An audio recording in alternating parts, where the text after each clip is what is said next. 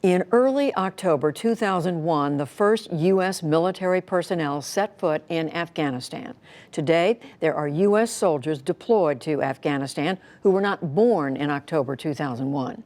Tomorrow, in Qatar, the United States will sign an agreement with the Taliban, whose government the U.S. deposed more than 18 years ago, and begin a process that may end America's longest war.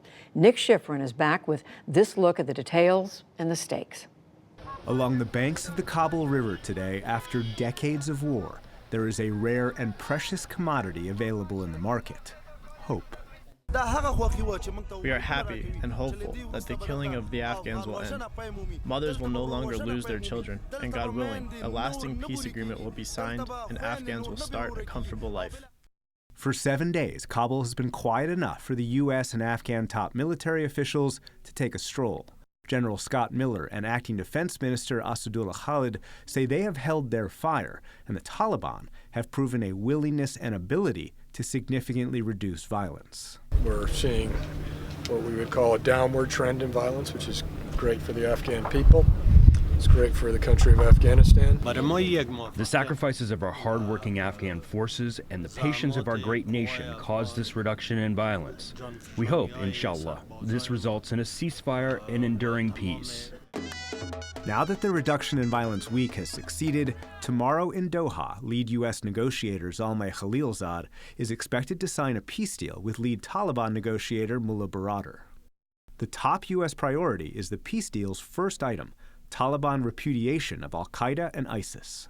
It contains provisions for the Taliban to renounce support of al-Qaeda in varying ways. No training areas, no funding, certainly no organization to plan any kind of attacks.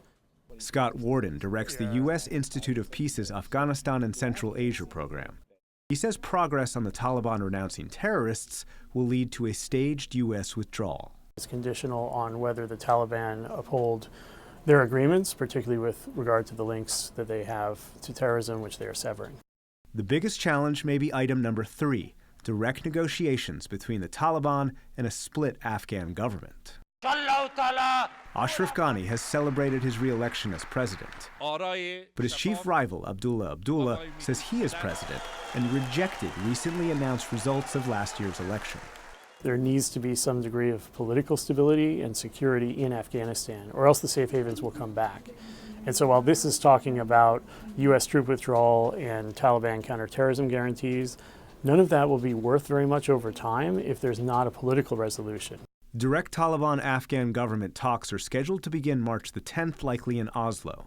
But the Afghan government hasn't yet agreed on a promised prisoner release or its negotiating team. Ghani wants his team. The U.S. wants a more inclusive group. There are definitely significant divisions among the political groups in Afghanistan, and the degree of unity there is at the talks translates to the degree of strength and leverage that the Afghan government side will have against the Taliban's vision of a future Afghanistan.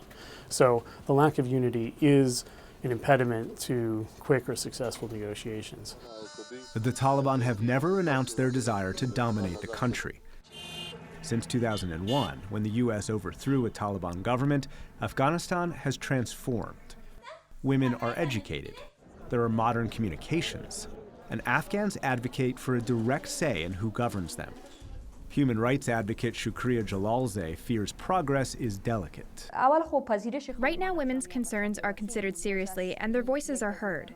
The question is, when the Taliban comes to the country, would they accept women in the same way or not?